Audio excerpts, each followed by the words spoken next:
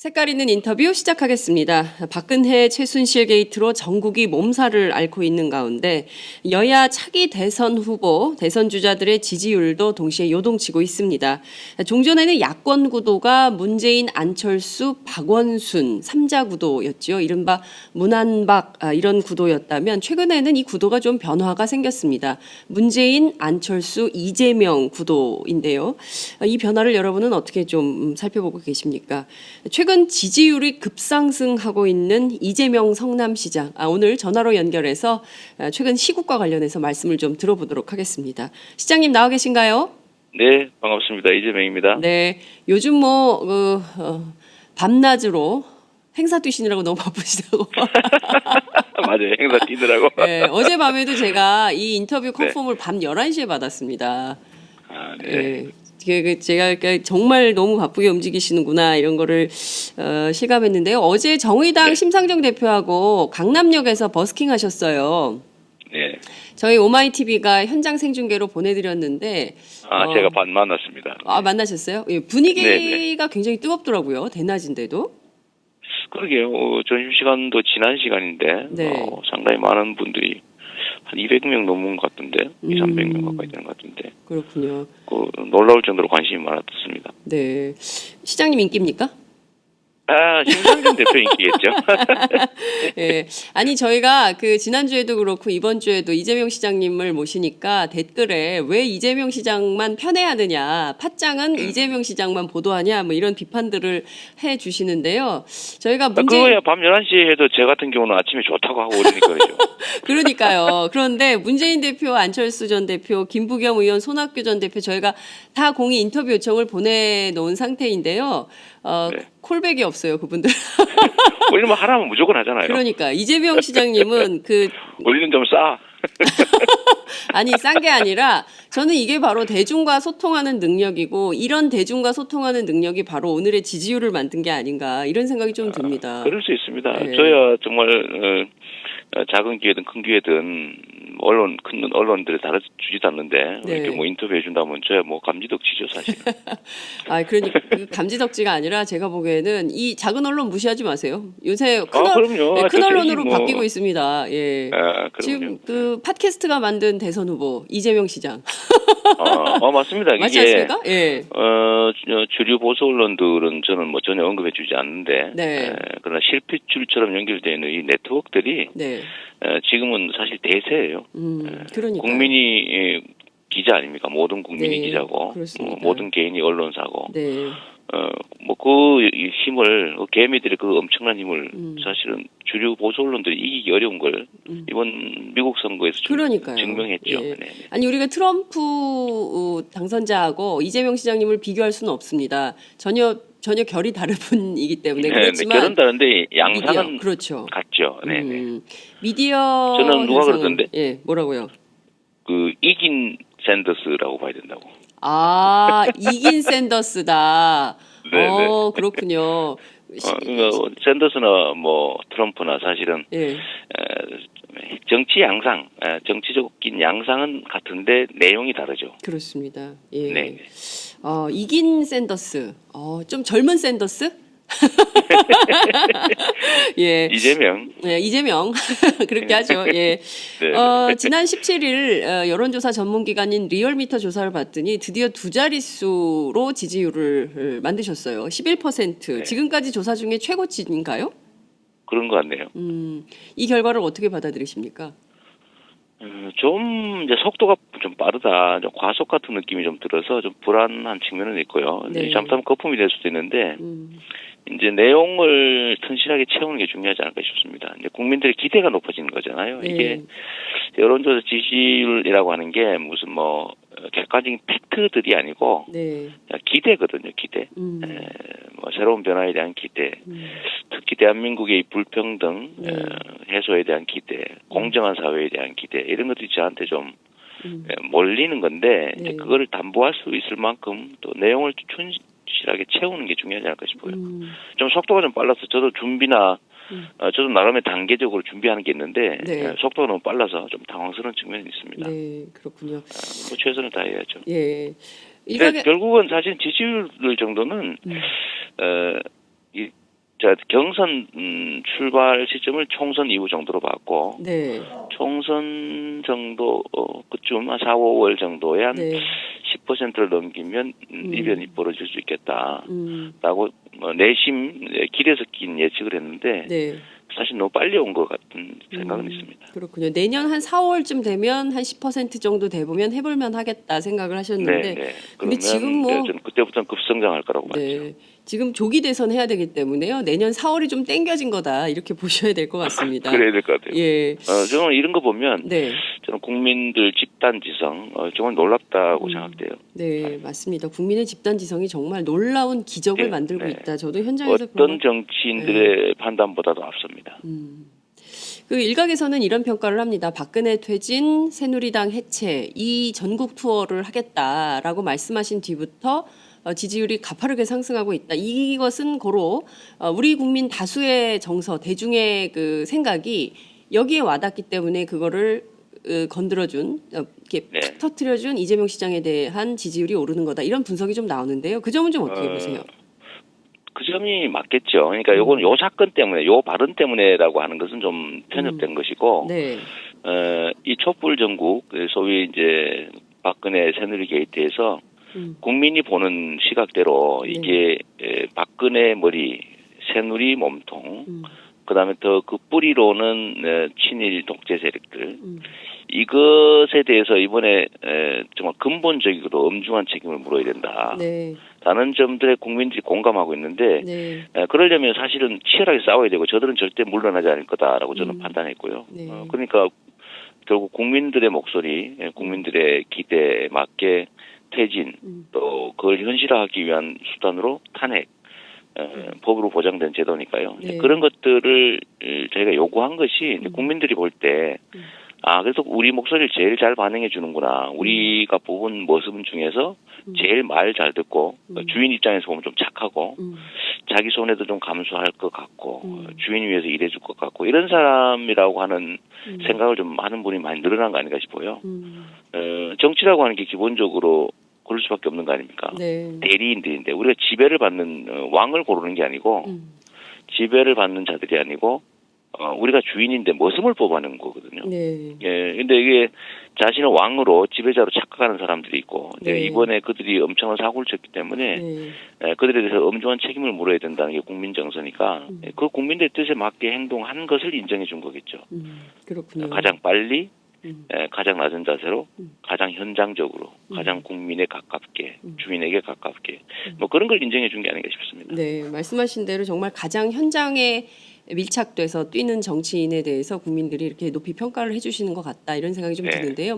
2012년에 소위 정치권의 안철수 현상이라는 것이 강타를 했습니다. 우리 국민 모두가 뭔가 좀 새로운 정치에 대한 기대, 그러니까 안철수라는 개인 정치인에 대한 기대라기보다 뭔가 좀 그 정치권에 물들지 않는 새로운 사람이 와서 새로운 정치를 하지 않겠나. 물론 이제 그분이 이제 정치권에 와가지고 보여준 여러 가지 문제들 때문에 그것은 거품이었다 이런 이제 결론이 나기도 했는데요.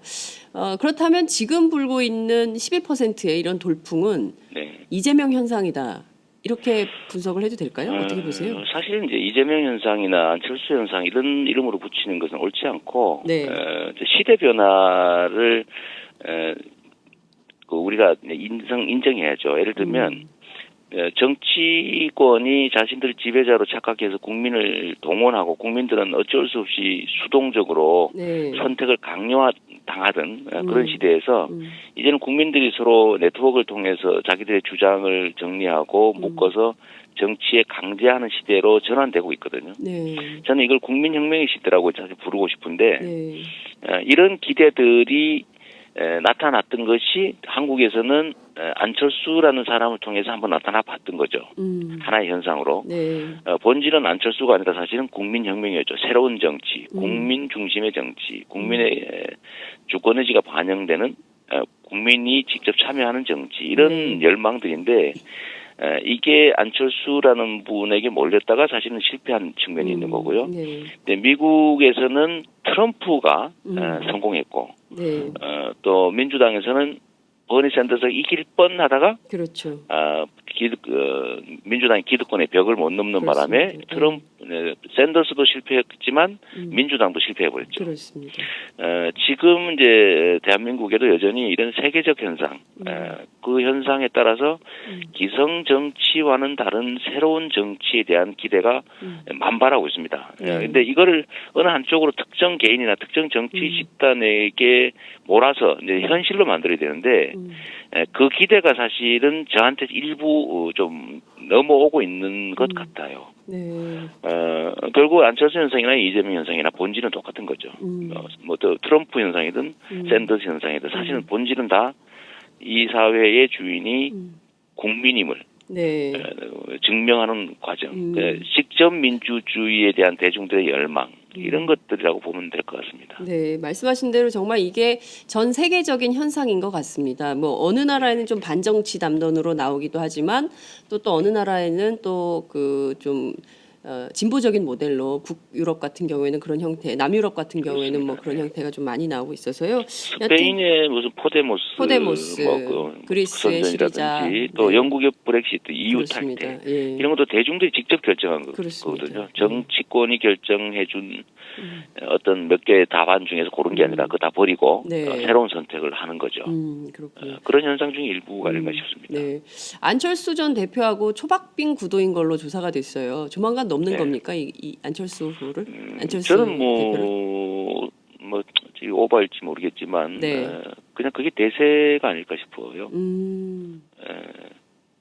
국민들이 정치인들 판단하는 데 있어서 전에는 언론들이 뭐 주류 보수 언론들이 네. 제공하는 정보만 가지고 판단하던 시대가 있었다면은 네.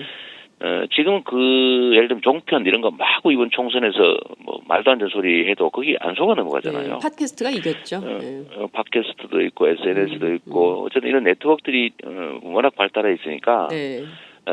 충분히 정보를 수집할 수 있는 상황이 됐고 대중들의 의식 수준도 함부로 남들이 하는 말에 속아 넘어가지 않게 됐고 그렇습니다. 또 네트워크들이 많다 보니까 검증이 잘 됩니다. 네. 그래서 과거에 꾸준히 쌓아왔던 이력들, 네. 그다음에 실적, 성과, 언행 이런 것들이 다 축적돼 있거든요. 네. 그걸 보고 판단을 할 수밖에 없는데 이제 증거를 중시하는 시대, 실적을 중시하는 시대가 됐기 때문에 네. 저는 성남시장이라고 하는 작은 곳에 있었지만 만들어냈던 뭐 다양한 성과와 실적, 그다음에 증거 네. 이런 것들 때문에 저는 결국 앞서갈 수밖에 없을 거라고 생각합니다. 기대에 섞인 전망이긴 하지만. 네, 앞서갈 것이다. 언제쯤 앞서갈지 저희가 좀 함께 지켜보도록 하고요. 네. 이번 주 일요일, 그러니까 네. 20일인데 오늘 아침 조간 일제히 보도를 했습니다만 야권의 대선 주자 7인이 오찬회동을 갖기로 했습니다. 네. 이 자리는 어떻게 마련된 모임입니까? 어제 낮에 네. 안철수 대표 측에서 전국 현안 논의를 해야 되지 않느냐. 그래서 뭐 만나자 이렇게 제안이 왔고요. 네. 저는 이제 거기서 확인해 본 게 네, 지금은 뭐 여러 가지 제안들이 있는 상태니까 서로 간에. 그렇습니다. 제일 중요한 거는 야권이 만나는 것이어야 될 것 같고 네, 또 한 가지는 야권이라면 특정인을 배제하지 않는 그런 모습이 좋겠다. 그래서 그런 말씀 그쪽에 드렸고 네, 그쪽에서도 뭐 거기에 대한 이론이 없어서 네. 이론이 없어서 배제 없이 다 야권 인사들이 다 모이는 걸로 말씀해서 전 동의했고 네, 그다음에 특히 이제 그 이전에 제가 이미 네. 여야당 그다음에 국민들이 참여하는 뭐 구국 비상구국 회의 이런 걸 네. 통해서 뭔가 대책을 논의해야 된다라고 했는데 네, 일단 우리 야권 내에 먼저 얘기를 좀 하고 그다음 시민사회단체로 확대하고 네. 거기서 의원을 또 모아서 네. 여권에까지 합쳐서 이번 정국에 대한 최종적으로는 이런 비상 뭐 국민 내각이라든지 뭐 이런 걸 구성하고 대통령 퇴진 절차를 밟자라고 하는 제안을 했었기 때문에 뭐 어차피 그 과정의 일부로 저희가 저희도 구상했던 것이어서 동의했습니다. 그렇군요. 명칭이 정치 지도자 회의예요. 지금 21세기에 1945년식의 김구 네. 선생님이 나오셔야 될 것 같은. 제가 어제도 이거를 모임을 아니 좀 예. 제안명은 그런데 그 말을 참 하기가 좀 그렇더라고요. 무슨 제가 지도자도 아니고 저는 제가 지도자 아니라고 확신하거든요. 아니 그게 무슨 새마을 멋집니다, 멋지고. 그러니까요. 아니 그러니까 이게 네. 저는 네이밍도 되게 중요하잖아요. 국민들 보기에 이게 무슨 그 저기 뭐야 해방 정부 용어를. 그래서 예. 이 문제는 예, 지금 뭐 가버넌스 마땅한 시대에. 명칭이 없으니까 예, 예. 아마 이렇게 됐을 것 같고요. 네. 이게 어차피 이제 정치권뿐만 아니라 시민사회로 다음 단계로 확대해야 됩니다. 네. 뭐 저는 나가서 그 제안을 할 건데 정치라는 말도 아마 빼야 될 테고요. 네. 지도자보다는 뭐 비상시국회의 뭐 이렇게 네. 지도자 그럼 지도 당하는 것 같은 느낌이 드는 네, 국민들 기분 그러니까요. 나쁠 수 있잖아요. 선생님한테 저는 그런 학생 생각하거든요. 같아요. 네. 저희들이 다 국민들이. 네. 이거는 아마 수정할 수밖에 없을 거고 네. 저도 이제 그 제안도 하려고요. 이름이 가지는 좀 이렇게 이미지 이런 것도 있고 저 지도자는 좀 아닌 것 같긴 해요. 그러니까요. 솔직히 말씀드려도 돼요? 네. 좀 촌스러워. 저 촌스러운 좀 것보다는 촌스러워요. 제가 쑥스러워서 예. 좀 이 말 입에 올리기도 좀 그렇습니다. 그렇군요.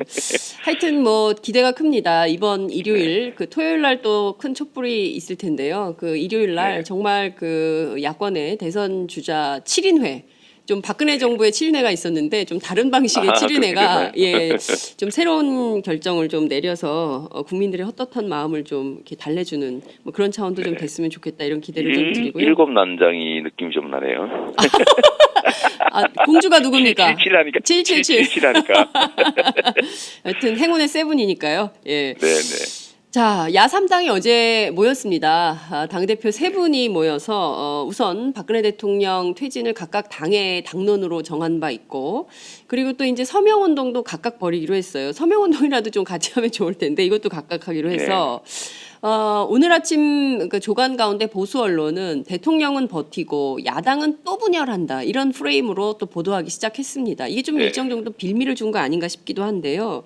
이런 프레임이 다시 가동되는 모양새. 그리고 이제 친박도 반겨울하고 또 내일 집회에도 박사모가 맞불 집회를 한다는 거 아닙니까? 이런 일련의 흐름은 좀 어떻게 보시는지요? 뭐 여당 그중에서 친박과 청와대 네. 여기는 선택 여지가 없는 일이겠죠. 그쪽은 기본적인 전략이 언제나 분열시키고 반격하고 덮어씌우고 마지막에 하는 거 있죠. 정가의 보도, 종북몰이. 네. 그렇습니다. 뭐 당연히 하겠죠. 이들은 스스로 물러날 생각은 꿈에도 없는 것이고 네. 또 물러날 수도 없는 그런 DNA를 가진 사람들이기 때문에 네. 치열하게 반격할 겁니다. 우리가 이쪽이 단결해서 또 국민과 함께 반드시 이번 전쟁은 이겨야죠. 한 번도 이때까지 사람을 수백 명을 죽인 자들조차도 나라를 쿠데타를 일으킨 자도 나라를 팔아먹고 분단시킨 사람들도 잘 먹고 잘 살았는데 한 번도 책임진 일이 없어요. 맞습니다. 다 이런 식으로 넘어갔죠. 유야무야 시간 끌면서 다른 사건으로 다른 사건을 덮으면서 결국 국민들은 지쳐서 포기하고 뻔뻔스럽게 반격해서 이쪽을 오히려 싸우는 사람들을 나쁜 사람 만들어버리고 이렇게 해왔는데 이번에는 쉽지 않을 겁니다. 야권이 무슨 뭐 따로 서명받는다. 아니 장소가 다를 수 있죠. 따로냐 같이냐. 한 사람이 부산에서 한 사람은 대전에서 하는 거나 그 같은 자리에서 옆에서 하는 거나 그렇다고 같은 테이블로 같이 할 수는 없잖아요. 그렇죠. 그러니까 이런 것들은 보기 나름인 거고요. 서명운동이든 퇴진운동이든 같이 하기로 했다는 게 큰 줄기에서 뭐 같은 거니까 뭐 분열이라고 볼 수 없고 네. 그런데 이제 우리가 속아 넘어가지 않는다는 거 거기서 당당하게 우리가 얘기해야죠. 저는 제일 우려되는 게 네. 종북몰이입니다. 또 분명히 종북몰이 할 거고요. 네. 이미 뭐 그런 얘기 하는 것 같은데 뭐 좌파 어쩌고. 아니 그러니까 야당 배우의 좌파 가능하면 단체가 그래서 있다. 테이블 그 서명할 때 북쪽을 향해서 하면 안 돼. 그러니까 남쪽이나 서쪽, 동쪽을 보고 서명을 하고 네. 종북한다고도 그럴 가능성이 있기 때문에. 네. 근데 이런 것도 사실 웃어 넘기고요. 종북몰이 피하지 말고 정면 돌파해야 됩니다. 그 김재동 씨가 얘기했잖아요. 네. 종북이 아니라 경북이다. 경북이다. 예. 종북몰이는 헛개비예요, 헛개비. 헛개비. 헛개비인데 그걸 무서워하면 점점 커지죠. 커지고 공포도 커지는데 그 사실 자세히 정면으로 응시하면 없는 겁니다. 네.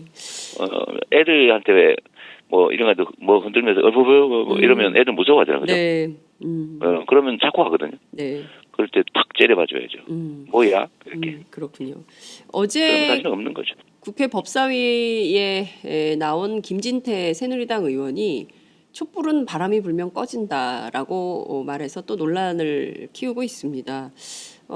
친박들이 새로운 대우를 좀 만들고 있나 이런 생각이 들 정도로 어제부터 이제 일찍 반격에 좀 나섰습니다. 그리고 그럼요. 예, 이정현 예상된 거죠. 예상됐던 건가요? 그리고 뭐 네네. 야당의 배후에 좌파 단체가 있다고 또 그랬어요. 예. 뭐 이런 얘기가 나오고 있고 또 이제 뭐 정홍원 전 국무총리 같은 경우에는 왜 국민들이 대통령을 마녀 사냥을 하느냐 뭐 이런 얘기를 하기도 합니다. 이런 전반적인 공세에 어떤 대응을 좀 야당이 해야 될까요? 강력하게 대받아쳐야죠. 종북 얘기하면 네. 우리가 제가 맨날 하는 방식으로 너희들이 종북 얘기를 하려면 북한에 돈 주고 총 쏴달라 그러면서 남북 분단을 군사적 대립이나 긴장을 정권 유지나 정권 창출에 악용했던 거에 대해서 책임져라. 국가 안보를 자신들의 사적 이익을 위해서 악용했던 거는 이거 뭐 반역자들이죠. 그렇죠. 그런 점들에 대해서 분명하게 좀 대받아치는 게 중요할 것 같고요. 네. 이 촛불은 쉽게 꺼진다 그랬는데 그래서 요새 네. LED 촛불 막 잘 팔린대요. LED 촛불. 진짜로 LED 촛불. 예. 뭐 저도 지금 그 권장 좀 드리고 싶어요. 촛불 옆에 뭐 머리카락 타고 막 그러니까 또 김진태 저런 소리 하니까 예. 꺼지지 않는 촛불로 LED 예. 재활용하고 어차피 우리가 예. 좀 장기전을 해야 됩니다. 그러면 한 번 쓰고 버리지 말고 네. 이제 재활용해서 계속 쓰면서 네. 오랫동안 싸워야 되니까 LED 촛불 같은 걸로 예. 들고 다니면 이제 김진태는 뭐 그런 말 못하겠죠. 바람이 꺼진다. 그래서 여기다 대고 하는 것도. 네. 정홍원 같은 사람이 뭐 이 정도 가지고 그러냐 이런 얘기하는 거는 사실 어제 그저께부터 전국 카톡방에 네. 돌고 있는 내용하고 똑같은 거예요. 아, 그래요? 메시지가 일치하죠. 전국에 카톡망이 운영되고 있는데 네. 전에 이재명이 뭐 집안에 문제가 있다 이러면서 전국에 돌아다니는 예, 카톡이 예, 있습니다. 예. 보셨을 텐데 네. 그 망이 다시 가동되고 있어요. 거기서 한 얘기하고 어제 정홍원 전 총리가 한 얘기가 똑같습니다. 그래요? 그야말로 후한무치죠. 후한무치 적반하장 어디 노래 가사에 있는데 정말 이 인간들은요 그 우리가 보통의 사람으로 생각하면 안 됩니다. 네. 인간이 아니에요. 인간도 아니고 보통 사람도 아닙니다. 국민들을 우리 함께 사는 공동체 이론으로 생각하지 않아요. 지배 대상으로 보는 거죠. 그래서 이번에는 반드시 청산해줘야 됩니다. 이번에 기회가 왔어요. 이번에는 그 믿음을 깨줘야 됩니다. 네. 그들이 믿는 게 있어요. 아무리 나쁜 짓을 하고 아무리 악마 짓을 해도 시간 지나고 정치적으로 타협하면 다 용서되고 묻힌다. 이때까지 70년이 넘도록 그래왔거든요. 그럼요. 이번에는 그게 아니라 행위에는 책임이 따른다. 나쁜 짓 하면 혼난다. 법을 어기면 처벌받는다. 이걸 꼭 보여줘야 됩니다. 네. 그게 우리의 미래를 여는 길입니다. 네. 이런 정말 아주 분명하고도 단호한 정치인의 태도가 있다면 참 좋은데 그게 아니라 우리 야당의 정치인들이 늘 이런 상황에서 흔들려가지고 요새 또 벌써 그런 얘기가 나옵니다. 새누리당 안에서 나온 얘기인데요. 여의도에 약점 잡힌 정치인들이 있잖아요. 이를테면 이게 뭐 꼭 기소할 만한 거리는 안 되지만 공개되면 망신당하는 그런 내용들과 관련해서 새누리당 친박의 중진들이 계속 전화를 한다는 거예요. 당신 뭐 이런 거 있는데 이거 알려주면 그렇죠. 근데 그게 통한다는 거예요. 그 얘기를 제가 새누리당 비박계 중진에게 직접 들었습니다. 그래서 그런 전화를 받은 사람들은 뭐 서명해놓고도 자기 이름 빼달라 그러고 뭐 이런다는 거예요. 이게 현실이라는 거죠. 그래서 그럴 수 있죠. 흔들리지 않고 가는 정치 리더십 이게 굉장히 중요할 것 같다라는 생각이 좀 듭니다. 그렇습니다. 뭐 정치는 사실 이제 좀 완화된 좀 부드러워진 전쟁이라고 보면 됩니다. 전쟁입니다. 옛날에는 창칼로 죽이고 이랬지만 지금은 국민의 지지라고 하는 걸 가지고 네. 서로 죽이고 살고 하는 거죠. 그러니까 잘못한 게 있으면 안 돼요. 네. 그러면 당연히 상대는 약점 잡죠. 그런데 사실은 이제 뭐 사람이 어떻게 완벽한 존재입니까? 네. 저도 뭐 사고 많이 쳤죠. 뭐 이유 불문하고 집안 문제 깔끔하지 않죠. 운명이긴 하지만 어떡하겠습니까? 그냥 그대로 정면으로 인정하고 들이받아야죠. 뭐 내가 부정부패 막으려고 한 거 어떡하겠습니까? 뭐 예를 들면 전과 얘기하는데 제가 세상 잘 되자고 하다가 좀 과해서 법 어겼어요. 처벌받았고 그게 뭐 부끄러워할 일은 사실 아니라는 거죠. 내가 부정부패 없애기 위해서 열심히 싸운 게 무슨 그러다 실수한 것은 잘못했지만 이렇게 그냥 있는 사실 그냥 받아들이고 그냥 정면으로 치고받아 나가도 되는데 그러려면 사실 용기가 필요하죠. 그렇습니다. 결국은 용기입니다. 용기와 결단이죠. 네. 저기 정윤회 씨가 요새 읽는 책이 미움받을 용기래요. 그거 진짜 좋은 얘기인데? 예, 그분이 우리하고 방향은 다르지만 뭐 그런 것도 통하는 데가 있네요. 정윤회 씨 얘기는 이따 좀 여쭤보도록 하겠습니다. 네. 박근혜 대통령 수사와 관련해서 좀 여쭐게요. 지금 끝내 검찰 조사를 거부했습니다. 그리고 뭐 그 다음 주에나 뭐 받을까 뭐 이제 이런 입장을 유영하 변호사가 밝혔는데요.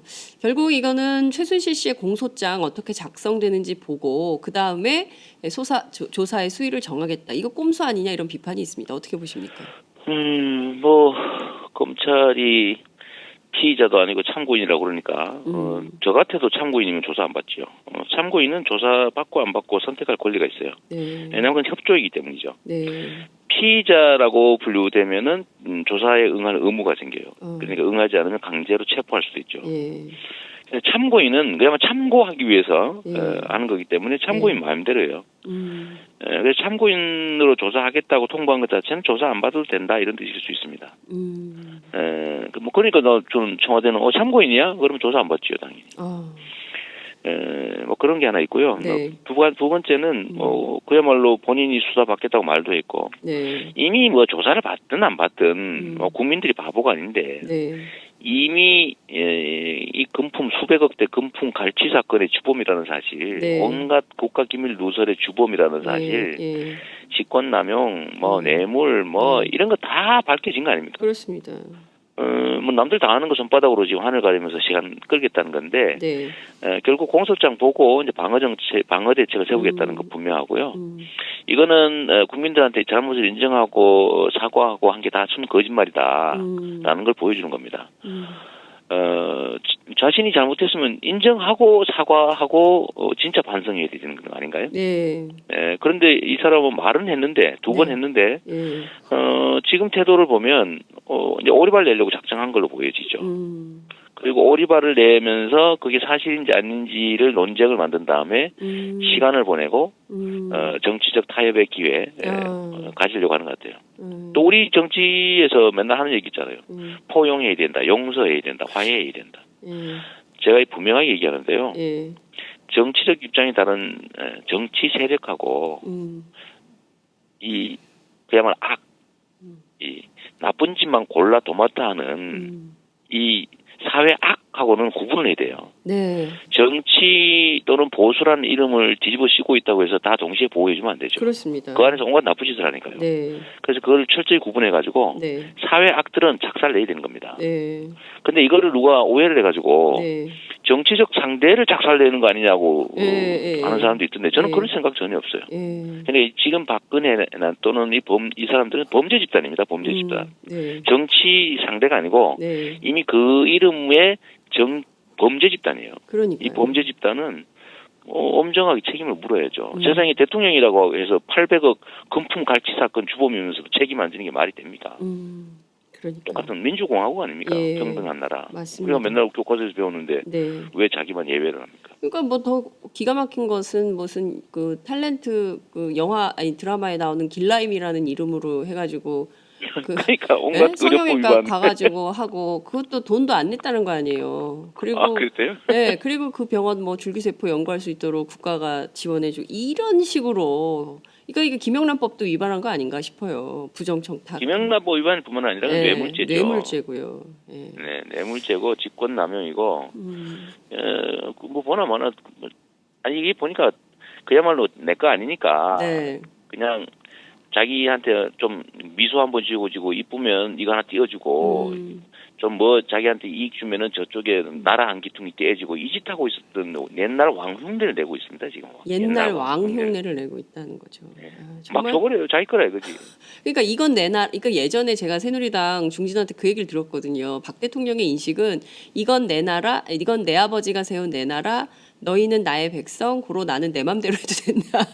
맞습니다. 그런 생각이 지금도 있대요. 이해를 못하는 거지. 왜 네. 국민들이 말을 안 듣지? 이렇게. 기가 막히죠. 왜 국민들이 생각을 다른 걸 하지? 똑같이 만들어줘야지. 이러면서 국정교과서 하고 있는 거 아닙니까? 그러니까요. 지금 좀 왜 지방자치단체들이 따로따로 내가 시킨 대로 안 하지? 그 지방자치 없애버리려는 거 아니에요. 이 사람의 생각입니다. 정말 우리 국민들이 용인할 수 없는 태도다 이런 생각이 좀 듭니다. 네. 박근혜 대통령이요, 다시 좀 그 자리로 돌아왔어요. 이번 주 월요일부터 기류가 좀 이상하더니, 영수회담 추미애 대표가 제안한 뒤로 기류가 조금 바뀌더니 주 후반으로 오면서 공세를 하면서 다음 주에 뭐 국무회의도 다시 연다 그러고요. 그리고 비었던 두 차관, 뭐 문체부, 외교부 차관 임명을 했고요. 그리고 한중일 정상회담도 내달에 열리는데 간다는 겁니다. 대통령직을 수행하고 있어요. 어떻게 보세요?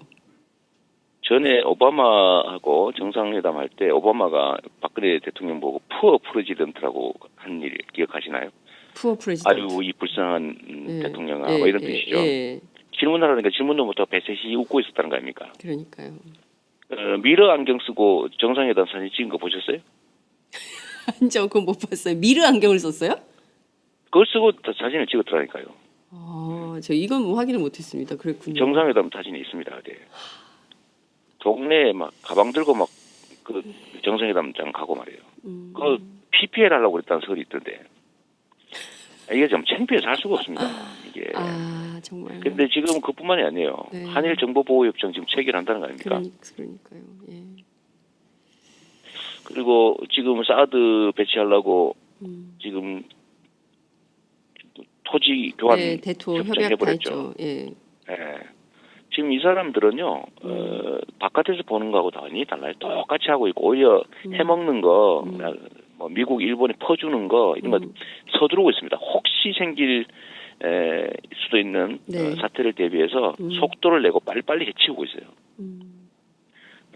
그래서 빨리 내쫓아야 됩니다. 네. 하루라도 빨리. 지금 이거 완전히 분탕질을 하게 돼 있어요. 네. 전에는 가면을 쓰고 있었지 않습니까? 민주공화국의 대통령, 법을 존중하는 공직자 이런 가면을 쓰고 있었는데 네. 본인 실수로 이 가면이 확 벗겨져 버린 거예요. 예. 이 도둑놈이라는 게 확 드러나 버렸어요. 국민들이 너 나가라고 막 합니다. 네. 이제 그냥 나가면 지금 감옥 가게 생겼어요. 예. 지금 이제 속된 말로 기왕배리몸 됐습니다. 예, 완전히 지금 대놓고 마구 저질러 버릴 거예요.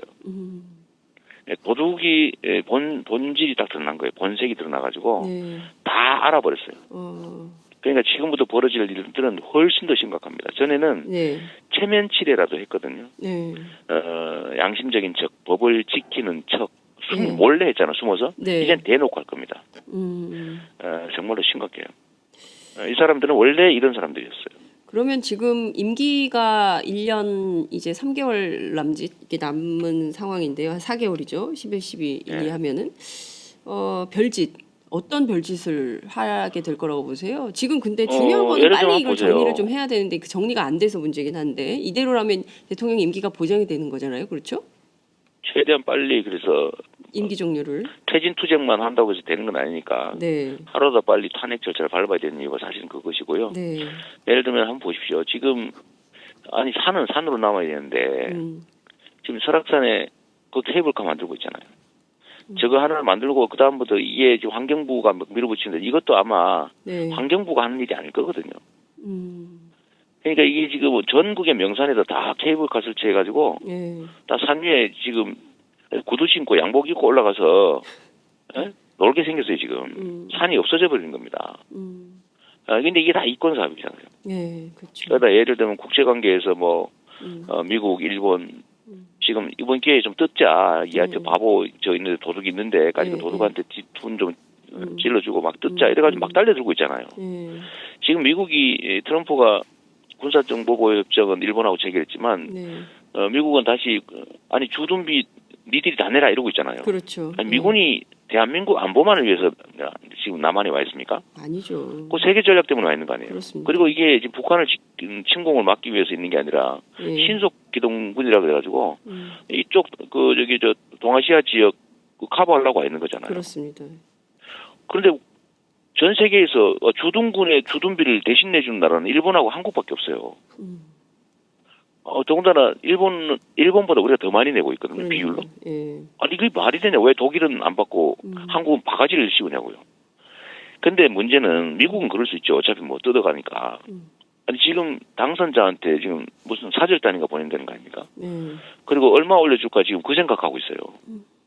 이거 지금 뭐 이 국제관계도 그렇고 네. 뭐 내치는 말할 것도 없고 이거 진짜 완전히 그냥 다 쑥대밭 만들 것 같습니다. 나라를 거덜. 그 왜 그 참외밭에 설이 오면요. 네. 그 내쫓으면 안 돼요. 조용히 좀 기다려야 돼요. 왜 그러냐면 네. 화다닥 뛰어나가느라고 밭을 다 밟아버리거든. 그래서 원래 예. 서리꾼이 들어오면 예. 조용히 내보내야지. 예. 원래 도둑놈을 말해요. 내쫓을 예. 때는 그냥 조용히 예. 내보내야지. 예. 그 대명천지 확 비치고 이러면은 네. 밭이 다 망가져요. 지금 이미 이 도둑이 다 출동이 나버려서 네. 앞으로 무슨 일이 벌어질지 모릅니다. 어차피 이래 된 거 최대한 단시간 내에 집권 정지시키고 퇴진시켜야 됩니다. 그 단시간 내에 그러니까 그 로드맵이 나온 것 같아요. 일단은 국민들은 광장에서 퇴진 목소리를 내되 정치 안에서는 탄핵 절차를 한다. 탄핵 절차 밟아서 일단 직무 정지를 시켜야 된다. 이게 이렇게 되면은 황교안 총리가 대통령 권한 대행을 하게 되는데 이렇게 해야 되는 거냐 아니면 그 앞서서 국민 내각을 만들어서 총리를 빨리 인준을 해야 되는 거냐 이 문제가 좀 21년도 그런 제안하는 분들이 있던데요. 네. 그건 준비는 해야 되겠지만 네. 지금 쫓겨나게 생긴 사람이 미쳤다고 그 야당이 주장하는 총리 임명해놓고 내쫓기겠어요? 시간이라도 벌기 위해서 절대로 안 하죠. 그러니까 그 제안이나 이런 것들이 좀 현실성 있게 국민의 눈높이에 맞게 해야지. 네. 아니 무슨 그 구국내가 만들어 놓고 내쫓자. 구국내가 만드는 걸 내쫓는 걸 전제로 구국내가 만들면 박근혜 대통령이 미쳤다고 그걸 동의해서 임명하겠습니까? 실현 불가능하잖아요. 네. 그러니까 실현 가능한 현실적으로 할 수 있는 조치들을 최대한 해야 됩니다. 근데 안 해요 보니까. 네. 말만 해 말만. 말만 하고. 네. 실현 불가능한 멋있는 말만 하잖아요. 예. 그리고 특검하고 난 다음에 퇴진 절차를 밟자는 얘기도 있던데 네. 아니 특검하면서 탄핵을 동시에 하면 안 되는 이유가 뭐 있습니까? 꼭 그게 전제가 되는 게 아니잖아요. 그렇습니다. 퇴진 운동하고 난 다음에 하다 안 되면 탄핵 들어가야 될 이유는 또 뭐예요? 그러니까요. 그것도 아니잖아요. 예. 해결적 관계에 있는 게 아니니까 네, 한꺼번에 하면 네. 됩니다. 할 수 있는 최선을 다해야죠. 동시다발로. 지금은 진짜 비상시국입니다. 네. 지금 이 비상시국에 한가하게 말만 하고 있어서는 정치인들의 온당한 자세가 아니다 이런 비판을 좀 주셨습니다. 시간이 다 돼서 좀 정리를 해야 될 것 같은데요. 오늘 아침 매일경제 보도를 봤더니 김종 문체부 2차관이죠. 검찰 진술에서 본인이 최순실 씨를 알게 된 것은 김기춘 전 대통령 비서실장 때문이다. 그러니까 김기춘 전 비서실장의 소개로 최순실을 만나게 됐다. 이런 입장을 검찰 진술을 통해서 밝혔는데요. 그렇다면 이 새롭게 김기춘 전 비서실장에 대한 조사도 필요해 보이는데 이 점은 좀 어떻게 보세요? 아니 뭐 대통령도 지금 조사해야 될 판에 네. 뭐 김기춘 뺄 이유가 없죠. 다 조사해야죠. 네. 그리고 세월을 7시간 더 조사해야죠. 네. 도대체 뭘 한 거예요? 관련된 사람들, 관련된 사건들은 전부 조사해야 됩니다. 뭐 예외를 둘 이유가 뭐 있습니까? 네. 관련자 전부 이렇게 조사. 소개해주고 예. 뭐 그랬다면 뭐 당연히 관련 있으니까 조사하겠죠.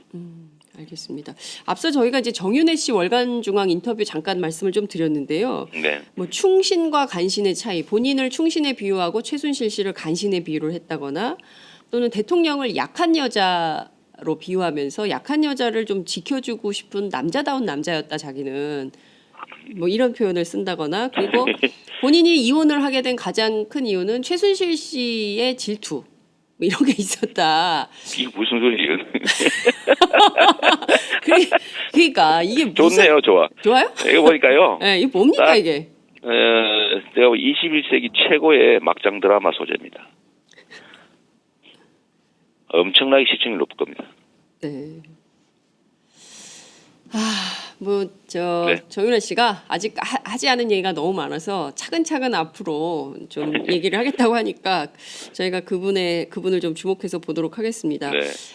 조만간 특검 감사합니다. 국정조사 시작을 할 텐데요. 간단하게 특검과 국정조사 전망해 주시고 마무리하도록 하겠습니다. 네, 뭐 특검은 이미 하기로 했으니까 또 관련 있다고 인정되는 사건도 다 조사하기로 했으니까 뭐 인력이 많이 좀 부족해 보이긴 합니다만 나름 꽤 성과를 낼 수 있을 것으로 생각이 됩니다. 결국은 사실에 기초해서 그에 상관한 책임이 이제 부과될 수 있을 테고 문제는 시간이 좀 많이 걸린다는 단점이 있긴 한데요. 정말 이번 기회가 나쁜 짓 하면 혼나는 그야말로 진짜 평등한 나라, 공정한 나라가 되는 첫 시발점이 됐으면 좋겠습니다. 언제나 위기는 기회죠. 나쁜 상황 같지만 우리가 좀 제대로 청소하고 제대로 새 출발할 수 있는 좋은 기회라고 생각됩니다. 결국 국민들 손에 달려있다 이 말씀 드리고 싶습니다. 네, 알겠습니다. 오늘 말씀 잘 들었습니다. 감사합니다. 네, 고맙습니다. 네, 네. 네. 지금까지 이재명 성남시장과 함께했습니다.